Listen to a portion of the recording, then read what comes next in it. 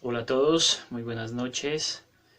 Otra vez con ustedes, pues Jason, embajador de Cristo, queriéndole darles un mensaje más de reflexión en este día. Saludos para todos los que puedan ver este mensaje, a los del grupo de Embajadores de Cristo por Facebook, igualmente a los que nos ven por el canal de YouTube. Los invito a que se suscriban a este canal, que le den like a este video y que puedan dar sus comentarios. Ok, bueno, hoy quiero hablarles de un tema que estuve compartiendo hace unos días con unas personas, y el nombre que le he puesto, que Dios puso en mi corazón ponerle, se llama El Tesoro Escondido. Y este nombre realmente está en la palabra.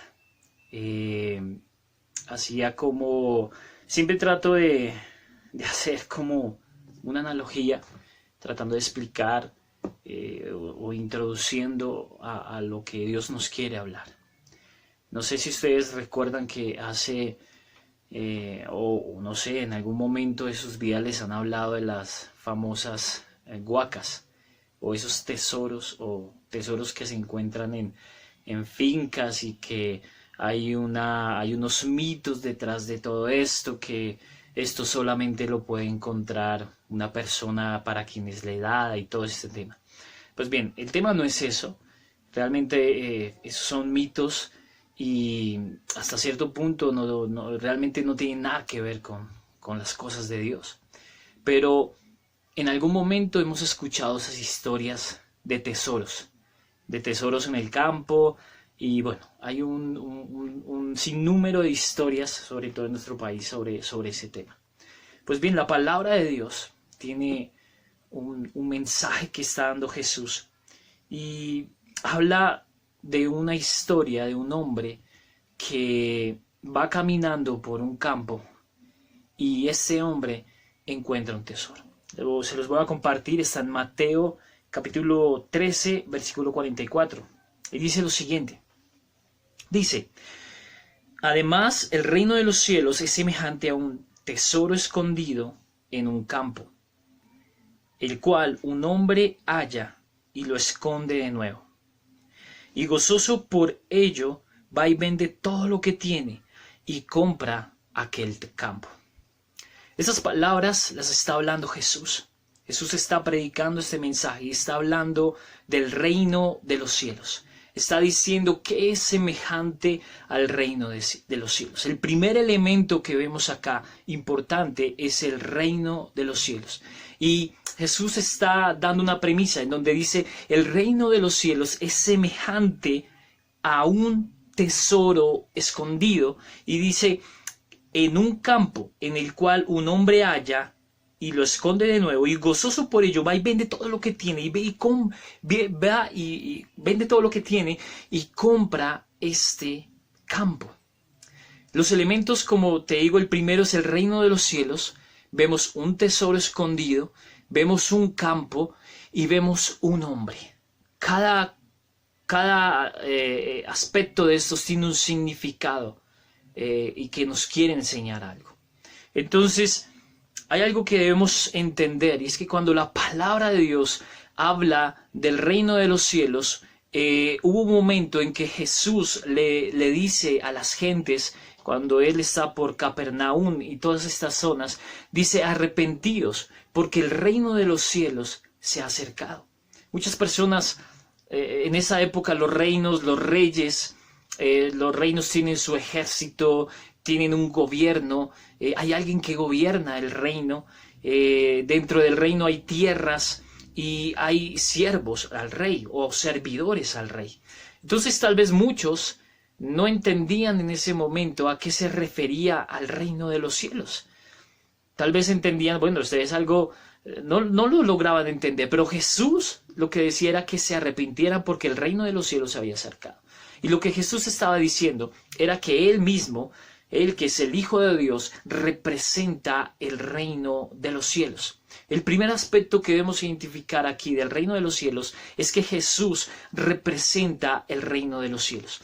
Jesús viene con todas esas virtudes y esas riquezas de gloria del reino de Dios. Él es eso en su esencia, Él representa al reino de Dios. El segundo elemento que vemos acá habla de un tesoro escondido y habla de un campo. Cuando uno mira la palabra de Dios y hace el estudio, en los estudios dicen que ese tesoro escondido representa al pueblo de Israel y el campo es el mundo. Ahora bien, nosotros como gentiles, que no hacemos parte del reino, del pueblo de Israel, realmente también somos o hacemos parte de ese tesoro escondido.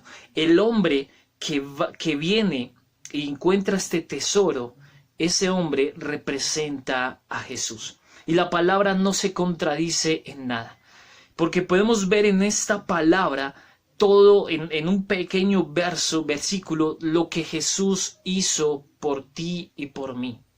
Recuerden, hay un tesoro y ese tesoro somos nosotros. Si nosotros no hubiésemos valido tanto para Dios, Dios no hubiera sacrificado o hubiera entregado a su Hijo para que viniera a morir por nosotros. Por eso dice Juan 3:16, de tal manera amó Dios a las personas, al mundo.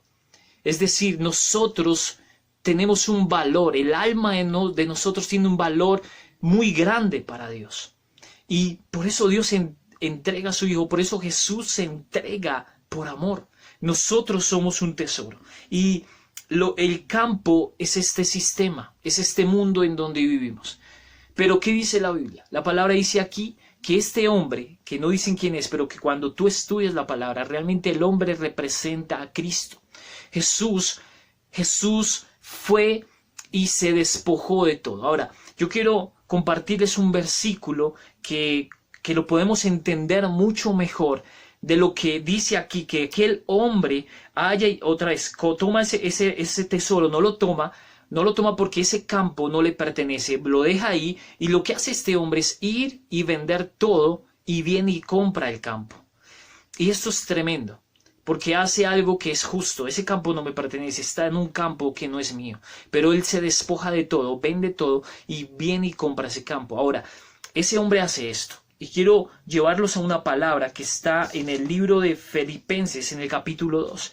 Y vamos a entender mucho mejor a lo que se refiere a lo que el hombre, que es Cristo, hizo por nosotros. Entonces, en el verso 2 dice lo siguiente. En el versículo 6 en adelante hasta el 8 dice: el cual siendo en forma de Dios, no estimó el ser igual a Dios como cosa a que aferrarse, sino que se despojó a sí mismo, tomando forma de siervo, hecho semejante a los hombres, y estando en la condición de hombre, se humilló a sí mismo, haciéndose obediente hasta la muerte, y muerte de cruz. Aquí está hablando de Jesús. Y si ustedes notan, la palabra dice en el primer verso que él, siendo de forma de Dios, no estimó el ser igual a Dios como cosa que aferrarse. Luego dice, se despojó de sí mismo tomando forma de siervo. Y esto tiene una enseñanza tremenda con lo que leímos en Mateo. Porque aquel hombre, dice la Biblia, fue y vendió todo. Jesús vino a este mundo y él pagó un precio por ti y por mí. Y ese precio fue su vida. Ese precio fue a precio de sangre. Jesús pagó un precio por tu alma. La carne, esto que vemos, es temporal. Nosotros no seguimos siendo los mismos niños de 5 o de 10 años. Va pasando el tiempo y envejecemos. No volvemos a ser los mismos. Pero nuestra alma es lo que Dios quiere salvar. En donde está nuestro intelecto, nuestra voluntad, nuestras emociones. Ahí es donde lo que significa el sacrificio de Jesús. Jesús murió por ti y por mí. Jesús pagó un precio. Dice la Biblia que él, siendo rey, se despojó de su reino y vino a la tierra, tomó forma de hombre y se humilló y fue obediente hasta la muerte y muerte de cruz. Está hablando de Jesús. Amigos, quería compartirles esta palabra. Es una palabra que se llama el tesoro escondido. Y lo que yo quiero decirles a ustedes es que ustedes son un tesoro escondido. Tal vez en algún momento o estás en pecado, estás haciendo cosas que a Dios no le agradan. O tal vez te cuesta creer. Tal vez dudas mucho de si Dios es real. Pero yo te digo algo. Hay cosas muy reales. Una es la vida y la otra es la muerte. Son cosas muy reales. La palabra de Dios dice que todo pasará, pero su palabra nunca pasará. Es decir, Él es eterno. Dios es eterno. Y esto que vemos con nuestros ojos algún día se desvanecerá. Pero queda algo y es nuestra alma. Y Dios, cuando nos creó, puso en nosotros hálito de vida. Siendo buenos o malos, vivimos por misericordia de Dios. Vivimos por la misericordia de Dios. Si tú puedes respirar, aún los que son ateos, los que no crean, si puedes respirar, es misericordia de Dios. Tal vez hoy muchos no amanecieron vivos. Tal vez algunos murieron hoy. Y yo lo que quiero decirles es que por la misericordia de Dios estamos vivos. Él hace salir el sol sobre justos e injustos.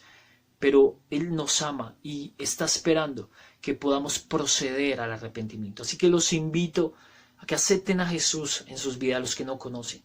Acepten al Señor en su corazón. Den ese paso de fe. Arrepiéntanse de sus pecados. Lo que nos aparta de Dios es el pecado. Cristo les ama, muchachos. Ustedes tienen un valor grande. Si no tuviéramos ese valor grande, Jesús no habría muerto en la cruz por ti y por mí. Así que los bendigo sus vidas, sus familias, y espero que nos podamos ver a la próxima. Muchas bendiciones. Chao.